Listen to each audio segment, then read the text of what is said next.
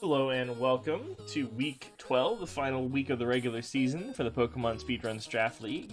This is Zach, aka Fan Crazy, and this is my team builder against Sunrakasha and the Earthquake Fish. Some quick league information. We are currently in first place. The differential for between me and Gino, I have a game up on him. Which means that if I win, I've locked first place for the Alolan division. However, if he manages to win and I lose, and I believe our current differential between the two of us is 5, if I'm not mistaken. So yeah, I'm plus 20 and he's plus 5. So if I say I lose 3-0 or 0-3 and he wins 3-0, I would end up being overtaken. So if the total if the total number of Mons are my opponent and he has alive at the end of the match equals 6, then he's into first place and I am second. And if it's less than that, I don't know what the third differential is. That would be interesting to see, but yeah, so goal is to win. If we win, we're into first place automatically. Also, Sunrakasha, who we are playing this week, he needs a win and a Blanister loss to rack up a playoff spot. So while I do hope he gets in, we're gonna still be trying to win as hard as we can because we want to get that first round bye. So yeah, Alolan division definitely not decided in going into the last week of the season. So basically, yeah, here's the team from last time. The only thing that has changed from Sunrakasha's team last time we played in week 5 is he dropped Shiftry and picked up Roselia. I actually don't anticipate that really changing what he's bringing. I think pretty much he's going to bring the same ones he brought last time. There's only a couple of potential options that he would bring that he did not bring last time. I don't think Roselia is one of them. So, well, if you want to see more about his team, look at the team builder from week 5.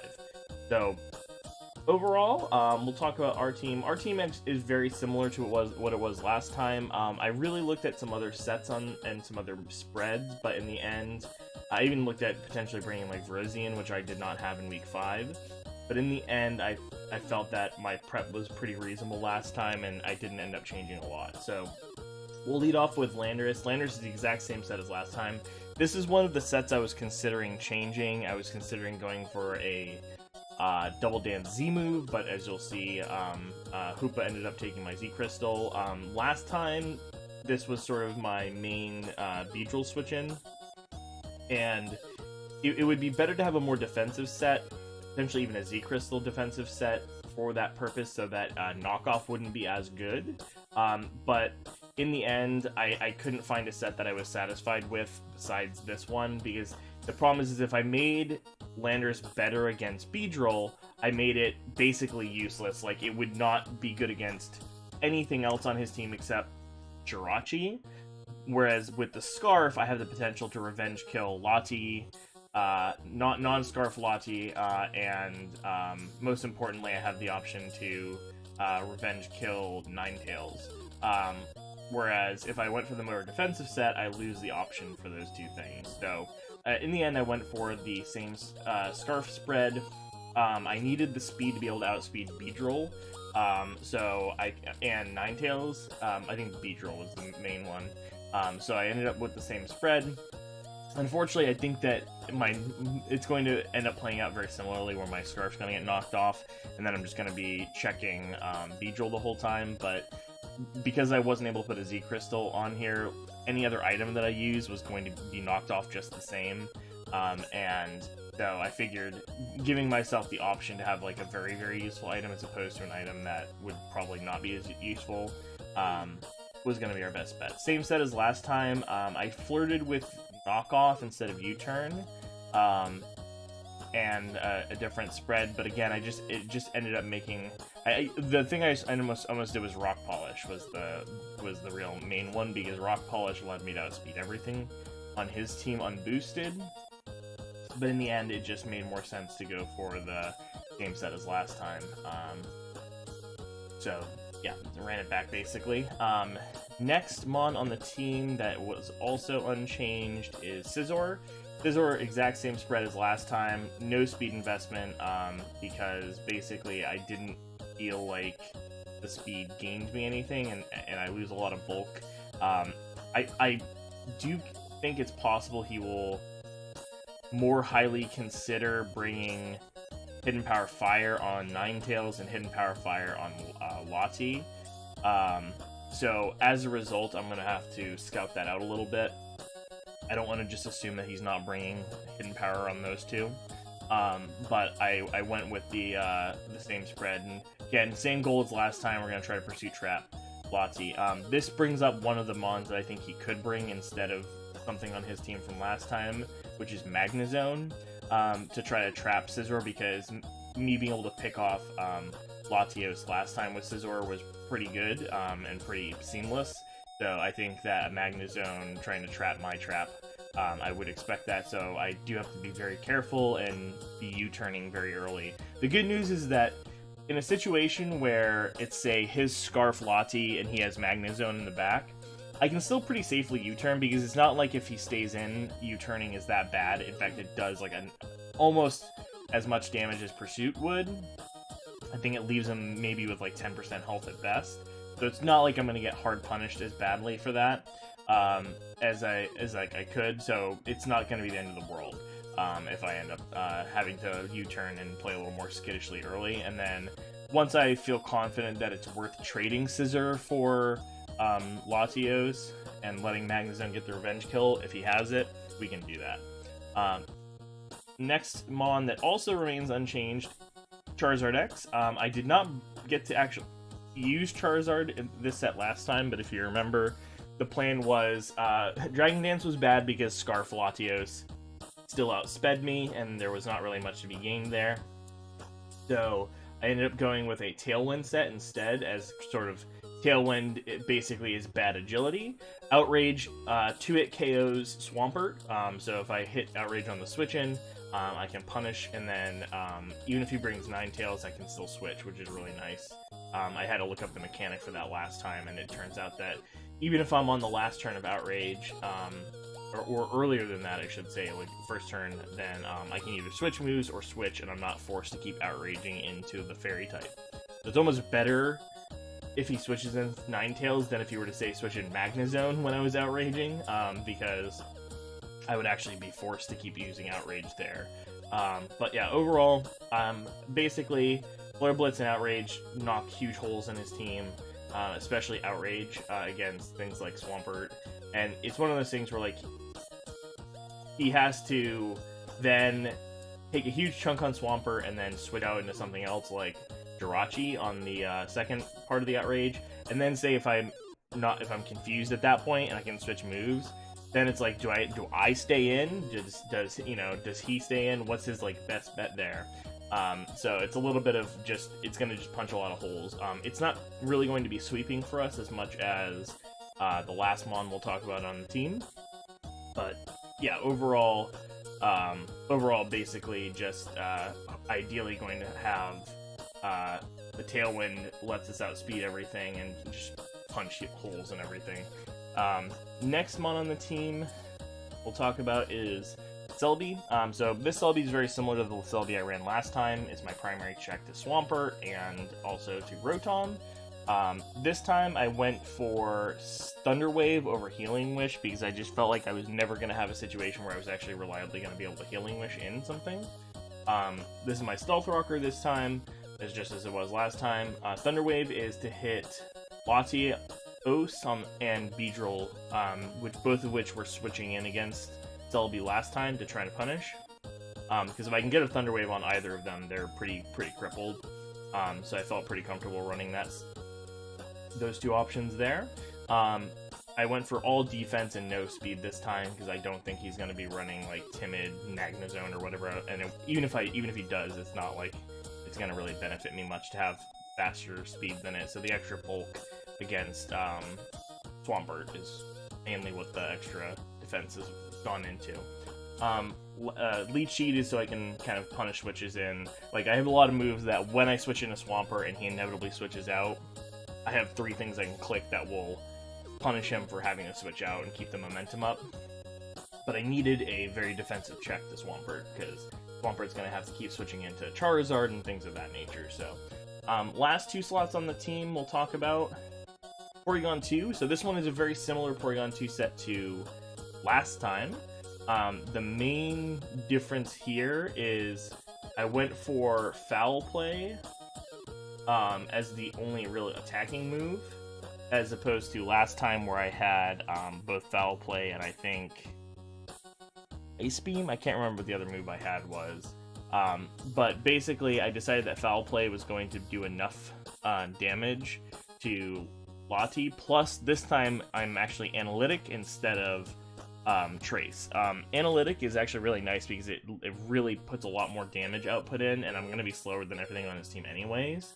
The other thing too was last time I was like thinking about, okay, we're going to trap the Magnezone. I think I had HP Fire last time.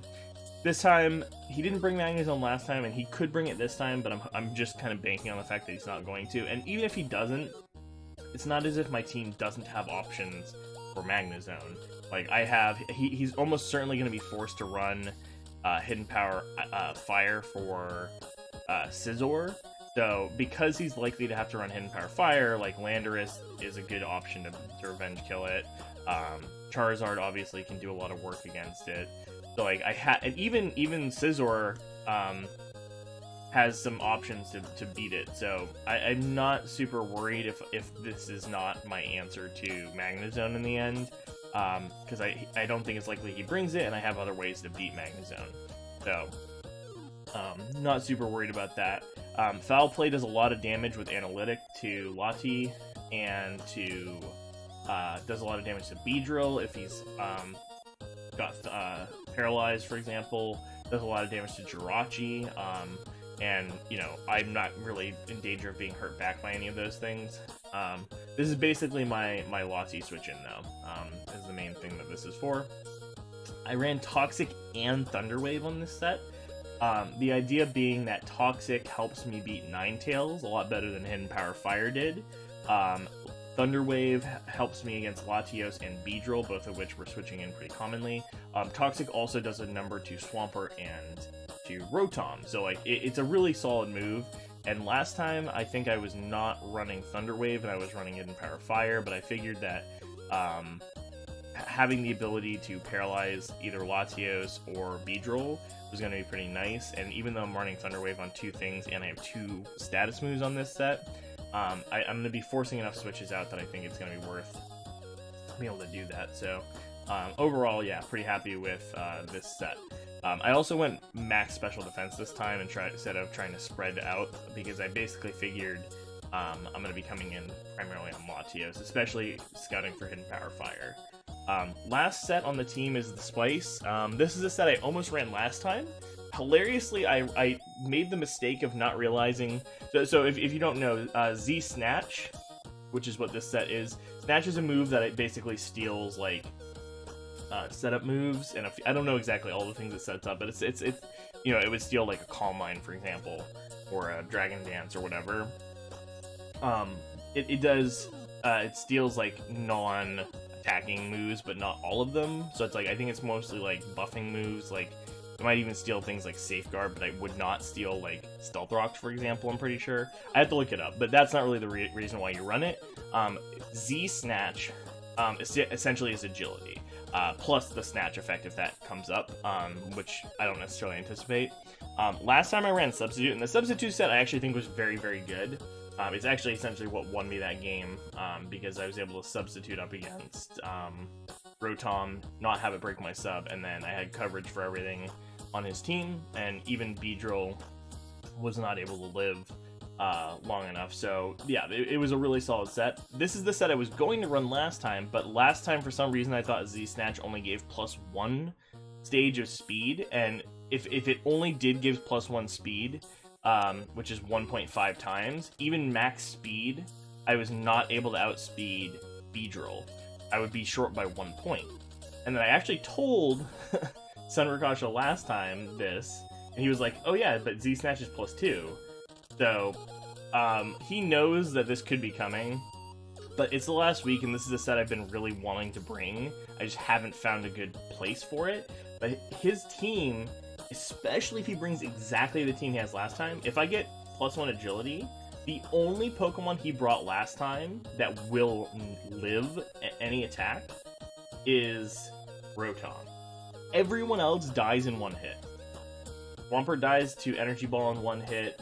Ninetales dies to Gunk Shot, which I now have over Fire Punch. And Hyperspace Fury 1-hit KOs Beedrill, it 1-hit KOs Jirachi, and it 1-hit KOs Latios. The only Pokemon that this set is really, really soft to, comparatively, is Magnezone.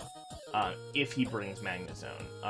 And other things on his bench that he didn't bring last time, like Hitmonlee. Like, basically, his last 3 Pokemon on the far right can tank, I think, can probably tank, especially Roserade can probably tank some hits. I think Hitmonlee can probably tank some hits. And, I 2-hit KO Magnezone with Hyperspace Fury, and it does not OHKO me with Z Corkscrew, Crash, so I decided that this is I decided going for Gunk Shot and being able to OHKO Ninetales was worth it, basically, because that prevents me from getting, like, Hypnosis, or him from putting up Aurora Veil, any of that kind of stuff. And even though the Gunk Shot literally doesn't cover anything else besides Ninetales, I thought it was worth using. Speed is just enough speed to outspeed everything after a Z Snatch, so we're going to look to get in Hoopa against something that does not threaten it back. I have to scout out for Hidden Power Bug on Lati, because that's what he ran last time, but if he's choice locked into, like, Draco Meteor or something like that, then I can switch in, tank a Draco, and then Z Snatch. Also, in a pinch, I can just Z Hyperspace Fury. Like, if there's a situation where, like, the speed won't matter, or I get paralyzed on, like, a body slam or something, even though I probably just die. But if something happens where I get burned and I need the extra power, I can just Z Hyperspace Fury if I need to, and not even go for the Snatch play. But we're going to be looking up to sweep with this Hoopa set, so even if he knows it's coming, I think it's actually just a good set this week, so I'm glad to try it out. But yeah, that's the team this week. Good luck to Stuart. It's kind of a shame that we have to play this last week with so much on the line, but you know, in this case, at least there's incentive for both of us to try as hard as possible, so we don't feel like we should be trying to let the other one win for any reason. So very, very happy to have made it this far, and yeah, we're gonna try our best to win so we can secure our spot in the playoffs. Peace.